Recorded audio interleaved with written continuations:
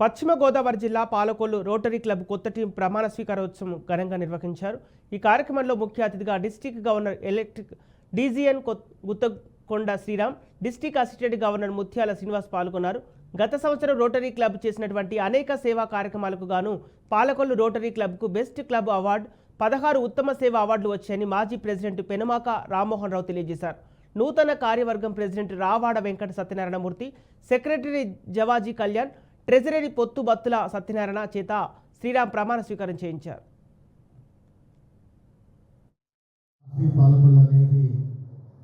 రోటరీలో మమేకమయ్యి ఏ రోజైతే పాలకొల్లు ఒక rotary club స్థాపించారో మరి ఆ రోజు నుంచి కూడా ప్రతి ప్రెసిడెంట్, సెక్రటరీ, ట్రెజరర్లు అందరూ కూడా ఎంతో చాతుర్యంతో ఈ క్లబ్ను ముందుకు తీసుకెళ్తూ అనేక సేవా కార్యక్రమాలు చేస్తూ ఉన్నారు.